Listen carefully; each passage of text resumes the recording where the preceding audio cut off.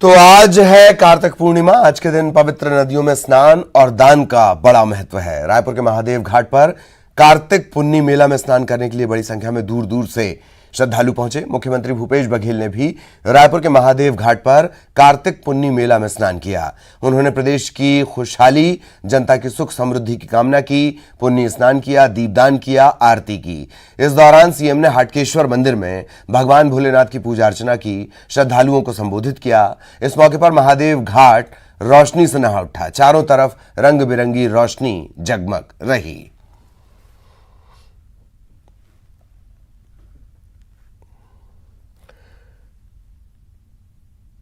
तो मुख्यमंत्री भूपेश बघेल रायपुर के महादेव घाट पर पहुंचे, कार्तिक पुन्नी मेला में स्नान किया, प्रदेश की खुशहाली, सुख समृद्धि की उन्होंने कामना की, भगवान भोलेनाथ की पूजा अर्चना की, श्रद्धालुओं को संबोधित किया। इस मौके पर खास सजावट की गई थी। महादेव घाट पर खास सजावट की गई थी और उनके डुबकी लगाने का हुनर वो आप पहले भी देख चुके हैं और इस बार भी उन्होंने आस्था की डुबकी लगाई।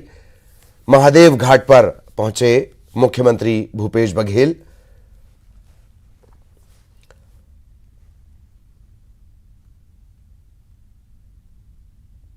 तैयारियां पहले ही कर ली गई थीं और इस मौके पर हालांकि उन्होंने चर्चा भी की, लोगों से संवाद भी किया, संबोधित भी जनता को किया। धार्मिक परंपरा, सांस्कृतिक परंपरा, सामाजिक परंपरा के निर्वहन हम सब मिलकर करते हैं। आज गोधन न्याय योजना की 55वीं किस्त गृह जारी कर लगभग 5 करोड़ 35 लाख के आसपास की राशि के आज प्रकाश पर्व भी है। गुरु नानक देव की जयंती और गुरु नानक देव की छत्तीसगढ़ से बड़ा गहरा नाता। अमरकंटक के पास कबीर चबूतरा है, जहाँ गुरु नानक देव कबीर जी के भेंट होली से हमारे महासमुंद जिला में गढ़फुलझर में होकर आगमन की भी जानकारी है और गढ़फुलझर एक पर्यटन स्थल के रूप में विकसित करे तो हम फैसला भी करें। महादेव घाट के भी विकास के बारे में पिछले समय हम घोषणा करें, और बजट के शामिल करबो और ये विकास कार्य हमारा करना है। तो मुख्यमंत्री पहुंचे थे और पुण्य स्नान उन्होंने किया, दीपदान किया, आरती भी की।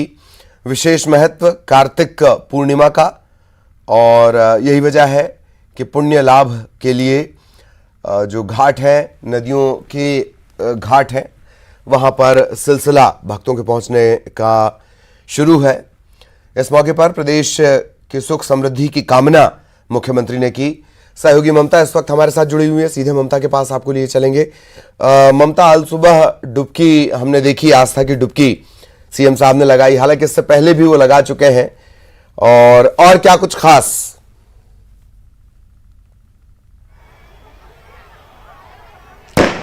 बिल्कुल देखिए, और इस वक्त भी हम महादेव घाट में ही मौजूद है। खारून नदी के तट पर यहाँ पर खासतौर पे विशेष आयोजन किया गया है। ये खारून नदी है जिसे जीवनदायिनी नदी भी कहा जाता है छत्तीसगढ़ की, और राजधानी रायपुर के लिए तो खासतौर पे और आसपास के इलाकों के लिए और भी ज्यादा महत्व है। ये आप देख सकते हैं कि किस तरह से नावों की सजावट की गई है। बड़ी संख्या में लोग यहाँ पर आए हुए हैं और यहाँ पर दीपदान भी कर रहे हैं। मुख्यमंत्री भूपेश बघेल भी यहाँ पर पहुंचे थे और करीबन 4:30 बजे वो यहाँ, करीबन 4:45 बजे के करीबन यहाँ पर पहुंचे और आस्था की डुबकी लगाई। हर साल वो यहाँ पर आते हैं, खासतौर पे मुख्यमंत्री बनने के बाद में जो छत्तीसगढ़ के तमाम परंपरागत त्योहार है, संस्कृति है, कला है, उसको लेकर खासतौर पे आयोजन किए जाते हैं। पुन्नी स्नान जो है, खासतौर पे पुन्नी नहान जो बोलते हैं, वो खासतौर पे छत्तीसगढ़ में काफी महत्व रखता है। और जिस तरीके से पूरे देश भर में पवित्र नदियों के में जाकर स्नान किया जाता है, छत्तीसगढ़ में भी इसकी परंपरा है, अलग अलग जगहों पे इसके आयोजन किए जाते हैं। राजधानी रायपुर में खारून नदी के तट पर लोग खासतौर पर पहुंचते हैं, ये खारून नदी, और यहाँ पर स्नान करते हैं। और मुख्यमंत्री भूपेश बघेल ने यहाँ पर लोगों को संबोधित भी किया, बातचीत की, यहाँ पर स्नान किया, दीपदान किया, और उसके बाद में जो हटकेश्वर महादेव है उनके दर्शन भी किए। उलानबाजी खासतौर पे जब मुख्यमंत्री स्नान करने के लिए आते हैं तो एक खास चीज जो आकर्षण का केंद्र होती है कि इस उम्र में भी जिस तरीके से वो जो है वो सिर के बल पर डाई करते हैं नदी के भीतर, वो खासतौर पे लोगों के लिए एक तरह से कहे कि दिलचस्पी और आकर्षण का केंद्र भी रहता है और फिटनेस को भी बताता है। और समय समय पर उससे बात भी करते रहे हैं कि किस तरह से योग और व्यायाम जो है वो जरूरी होता है स्वास्थ्य के नजरिए से भी, और युवा पीढ़ी के लिए भी एक मैसेज होता है। और प्रदेश के मुखिया जब खासतौर पे प्रदेश के जो तमाम पारंपरिक तीज त्योहार है उसका पालन करते हैं तो कहीं ना कहीं ये मैसेज भी जाता है युवा पीढ़ी को, क्योंकि वो आने वाली पीढ़ी ही उसे आगे लेकर के जाती है। और उन्होंने ये भी कहा कि इस बार फसल काफी अच्छी हुई है और शुभकामनाएं दी, और कहा कि पहले जो है खास छत्तीसगढ़ में अगर हम बात करें तो ये जो इसका महत्व, आज के दिन का महत्व इसलिए भी है क्योंकि जो आज के दिन के बाद से ही फसल कटाई होती थी, उसके बाद ही फसलों को हंसिया लगाया जाता था। हालांकि अब ऐसा हो गया है कि धान की वैरायटीज अलग अलग हो गई है, कम समय में धान की जो फसलें हैं वो तैयार होती हैं, तो समय बदला है। लेकिन जो नदियों की पूजा की जाती है, ज़ाहिर तौर पर उन्होंने कहा कि एक कृतज्ञता भी होती है, खासतौर पे नदी जो है, नदी की जब पूजा करते हैं, प्रकृति की पूजा करते हैं, नदी से खेतों में पानी जाता है, उससे फसल होती है, किसान जो है वो उपकृत होता है, किसानों के जरिए आम लोगों तक के जो है वो अनाज पहुंचता है। तो कहीं ना कहीं जो तीज त्योहार होते हैं वो और छत्तीसगढ़ तो जी छत्तीसगढ़ तो प्रकृति पूजकों का, अगर मैं उसे एक अलग देश कह दूं तो उसमें कहीं कोई अतिशयोक्ति भी नहीं होगी। एक और खास बात के काका या कहे दाऊजी, आज उनका देसी अंदाज नजर आया, इससे पहले भी नजर आया किस तरह से वो डुबकी लगाते हैं। काफी देर तक इस पर भी चर्चा हुई होगी ममता।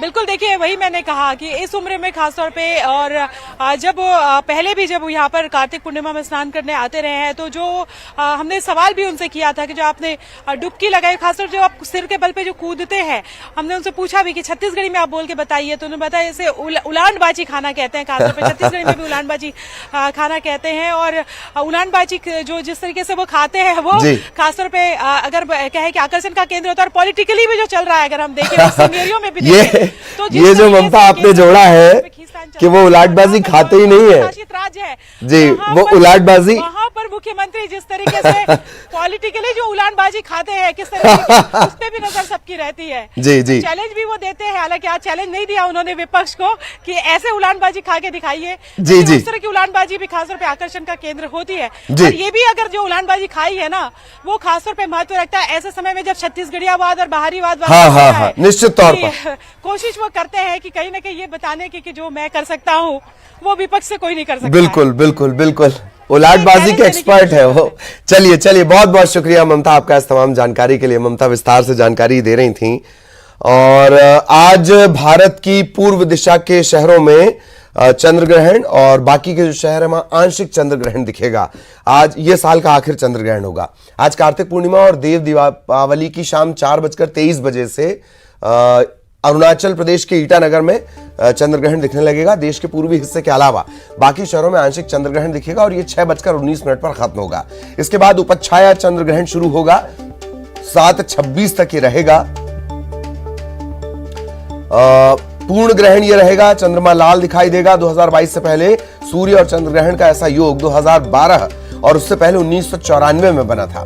2012 में 13 नवंबर को दीपावली पर सूर्य ग्रहण, 28 नवंबर को देव दीपावली पर चंद्र ग्रहण हुआ था। 1994 में 3 नवंबर को दीपावली पर सूर्य ग्रहण, 18 नवंबर को देव दीपावली पर चंद्र ग्रहण हुआ था। अब ऐसा संयोग 18 साल बाद बन रहा है। मध्य प्रदेश की बात करें, भोपाल में 5:36, उज्जैन में 5:42 और इंदौर में 5:43 पर आंशिक चंद्र ग्रहण होगा।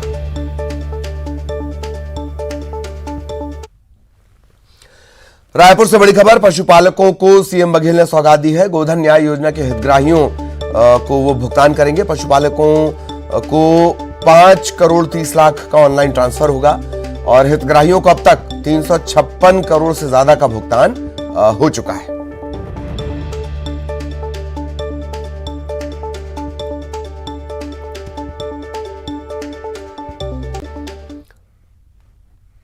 भानु प्रतापपुर विधानसभा सीट पर हो रहे उपचुनाव को लेकर कांग्रेस आज पार्टी प्रत्याशी के नाम का ऐलान कर सकती है। रायपुर में आज कांग्रेस चुनाव समिति की बैठक होनी है। पीएल पुनिया, मोहन मरकाम, सीएम भूपेश बघेल इसमें शामिल होंगे।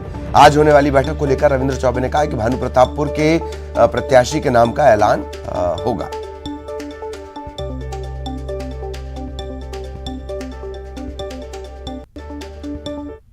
प्रतापपुर हमारे कांग्रेस के वरिष्ठ साथी विधानसभा उपाध्यक्ष माननीय मनोज मंडावी के निधन से सीट रिक्त हुई है।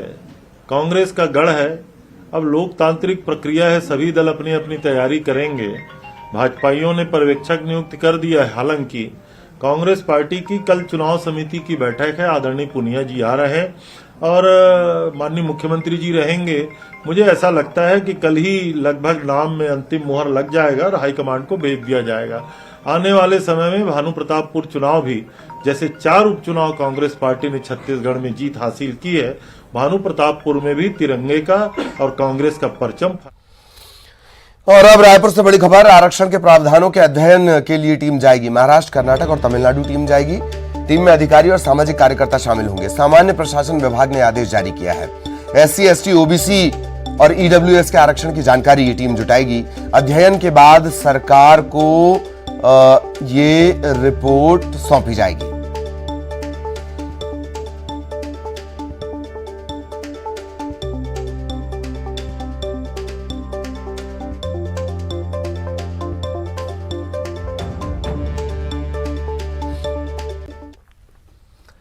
रायपुर के 2 साल के एक बच्चे का वीडियो तेजी से वायरल हो रहा है। वीडियो में बच्चा मुख्यमंत्री भूपेश बघेल को पहचानते हुए उन्हें काका बता रहा है।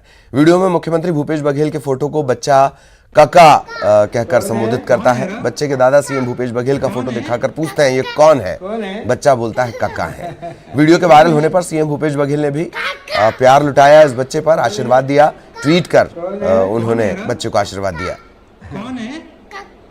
कौन है? ये कौन है? कौन है? कौन है? कौन है राम? कौन है? कौन है? ये कौन है?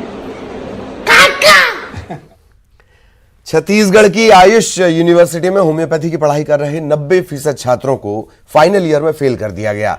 कई छात्रों को 0 नंबर मिले हैं। इससे गुस्साए छात्रों ने NSUI छात्र नेताओं के साथ यूनिवर्सिटी का घेराव किया, नारेबाजी की। 193 छात्रों ने फाइनल ईयर का एग्जाम दिया था और 180 इसमें से फेल हो गए। पूरा पेपर लिखकर आने के बाद भी कई टॉपर्स को 0 मिला है। इस बार यूनिवर्सिटी ने रीवैल्यूएशन और रीटोटलिंग नहीं करने का फरमान भी जारी किया है। फेल छात्र अपनी आंसर शीट की कॉपी की मांग कर रहे हैं। आपको भी फेल किया गया? जी सर, मुझे 0 मार्क्स के साथ फेल किया गया कम्युनिटी सब्जेक्ट में। एकदम कॉमन सब्जेक्ट है वो। अच्छा। 0 मार्क्स, पता नहीं किस बेस में 0 मार्क्स दिए हैं। कितने ऐसे छात्र होंगे जिनको 0 दे दिया गया? 8-10 तो होंगे। 8-10 है। आपको भी? जी, मेरे को भी 0 मार्क्स से फेल किया गया। पर ये समझ नहीं आता कि जो 3 साल से कंटिन्यू पास हो रहे वो अचानक से 0 मार्क्स के कैसे पास फेल हो सकते हैं। अच्छा, फाइनल ईयर में? हाँ, फाइनल ईयर में इतना गंदा रिजल्ट कैसे दे सकते हैं। अच्छा, तो 0 मतलब आपको भरोसा है कि आपने अपने आंसर शीट में लिखा? हाँ, मैं मतलब बोल सकती हूँ कि मैं पास तो हो सकती, 0 नंबर तो नहीं पा सकती, इतना तो कॉन्फिडेंस है। अभी बात किया आप लोगों ने कुलपति, कुल सचिव या किससे, प्रशासनिक? वो बात करने ही नहीं आ रहे हैं बाहर। वो सिर्फ रजिस्ट्रार को भेज देते हैं जो घुमा घुमा के बात करते हैं, पर आ नहीं रहे सामने बात करने। ना कोई प्रॉपर जवाब दे रहे हैं, ना कुछ बता रहे हैं, कुछ भी नहीं। कितने कितने छात्र प्रभावित हैं इससे? तकरीबन 193 लोग एग्जाम दिए थे फाइनल ईयर का, उसमें सिर्फ 19 लोग पास है, सिर्फ 10%। अच्छा, मतलब आपके कॉलेज की बात है? और हमारे कॉलेज में सिर्फ 2 लोग को ग्रेस में पास कर दिया, भीख दी गई है एक। हमारा हक नहीं दिया जा रहा हमको। नियम के तहत 1 महीने का रिजल्ट निकालना रहता है, 4 महीने बाद रिजल्ट जारी की जाती है। रिजल्ट जारी करने 2 दिन पहले एक तुलगी फरमान आदेश जारी किया जाता है कि छात्रों का रिवैल्यूएशन रिटोटलिंग नहीं किया जाएगा। मेरा एक ही सवाल है कि प्रदेश में 22 विश्वविद्यालय है, किसी भी विश्वविद्यालय में आज तक तुलगी फरमान जारी नहीं किया गया है। क्या उन्हें पहले से डर था कि उन्होंने गलत चेकिंग किया, इसमें इस तरीके का आदेश जारी किया है? हम यही मांग करते हैं कि इस नियम को बंद रद्द किया जाए और तत्काल प्रभाव से जितने 192 छात्र हैं सभी का रिवैल्यूएशन कराया जाए। छत्तीसगढ़ और झारखंड पुलिस के ज्वाइंट ऑपरेशन में बड़ी कामयाबी मिली है। दोनों राज्यों की पुलिस ने बूढ़ा पहाड़ और जोगपानी और लातेहार से भारी मात्रा में विस्फोटकों का जखीरा बरामद किया है। 90 से ज्यादा IED, बड़ी संख्या में सिलेंडर बम, चाइनीज बम बरामद किए गए हैं। बलरामपुर पुलिस नक्सलियों के खिलाफ इसे बड़ी कामयाबी मान रही है। विस्फोटों की संख्या को देखते हुए कहा जा सकता है कि किसी भी पुलिस कैंप को निशाना बनाने के लिए काफी है। इधर सुकमा के एल्मागुंडा में जवानों को निशाना बनाने के इरादे से नक्सलियों ने मिनपा में आईईडी प्लांट किया था, लेकिन कोबरा बटालियन के जवानों ने सर्चिंग के दौरान आईईडी को खोजा, समय रहते उसे नष्ट किया गया।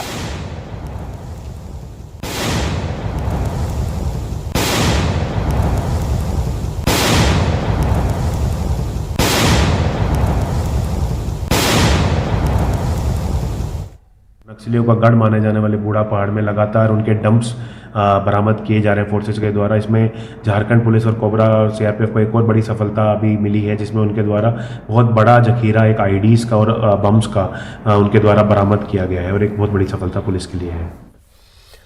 रायगढ़ के एक निजी स्कूल में एक छात्रा बेहोश होकर स्कूल परिसर में गिर गई। छात्रा को आनन फानन में पास के अस्पताल में भर्ती करवाया गया। घटना की जानकारी स्कूल प्रबंधन को भी थी। चक्रधर नगर पुलिस इस पूरे मामले की पड़ताल भी कर रही है।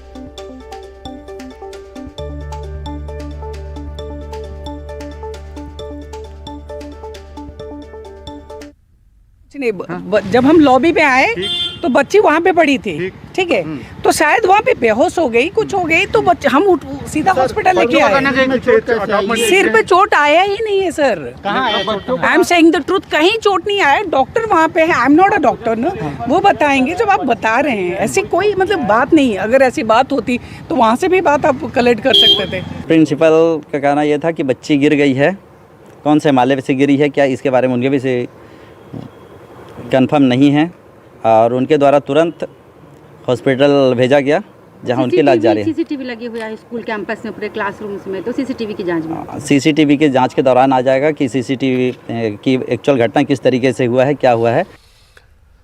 सट्टा घातक खेलों में से एक, लेकिन ऑनलाइन सट्टे के बढ़ते चलन और लोगों को और ज्यादा बर्बाद कर रहा है। ऑनलाइन सट्टा लोगों को एक झटके में कंगाल कर रहा है। खेल के दौरान लोगों का बैंक अकाउंट खाली हो रहा है, लोग परेशान हैं, डिप्रेशन का शिकार हो रहे हैं। इसका व्यापक असर है, पुलिस के लिए चुनौती बन गया है। ऑनलाइन सट्टे को लेकर बीजेपी भी लगातार सरकार पर हमलावर है। ऑनलाइन सट्टे के महादेव ऐप के जरिए सट्टा किंग बनने वाले सौरभ के तार भिलाई से जुड़े हैं और भिलाई से दुबई तक रोजाना अरबों का ऑनलाइन कारोबार होता है, लोग बर्बाद हो रहे हैं। सरकार को जल्द से जल्द ऑनलाइन सट्टे पर सख्त कदम उठाना होगा।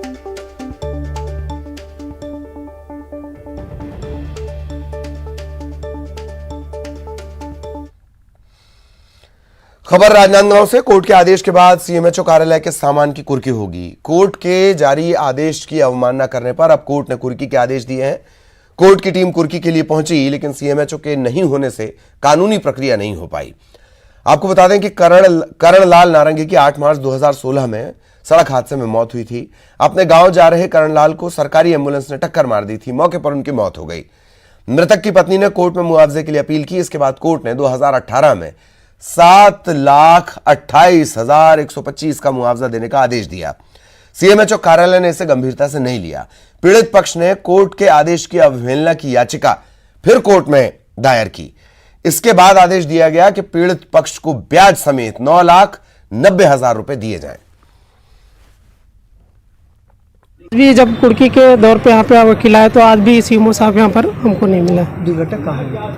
क्या सर? कहाँ हुई थी दुर्घटना? ये दुर्घटना हुई थी हमारा जो है करमरी से उमर हुई की रास्ते में रोड है, वहाँ पे मटिया मोती नाला के पास हुई थी दुर्घटना जो है एम्बुलेंस से। नाम बताइए। मेरा नाम कुलेश्वर नारंग है। आदेश था 7,28,125 रुपया, उसको आज दिनांक तक अदा नहीं किया गया है, जिसके कारण हम लोग यहाँ आज कुर्की के लिए आए थे। कुर्की की कार्रवाई करने गए तो सीएमओ साहब नहीं मिले, इसलिए उनके अनुपस्थिति में हम लोग आज वापस जा रहे हैं। इनका टोटल लगभग ब्याज सहित 6% दावा तिथि से ब्याज था। राजनांदगांव में द्वितीय राज्य स्तरीय बौद्ध सम्मेलन का आयोजन किया गया। सम्मेलन में संविधान निर्माता डॉक्टर भीमराव अंबेडकर के पोते भीमराव यशवंतराव अंबेडकर भी शामिल हुए। पूर्व मुख्यमंत्री रमन सिंह, छत्तीसगढ़ युवा आयोग के अध्यक्ष जितेंद्र मुदलियार, बीजेपी प्रदेश उपाध्यक्ष मधुसूदन यादव समेत सैकड़ों की संख्या में बौद्ध समाज के लोग इसमें शामिल हुए। सम्मेलन में निःशुल्क स्वास्थ्य शिविर का आयोजन किया गया। इस शिविर में Indian Ambedkarite doctor federation Chhattisgarh ने अपनी सेवाएं दी।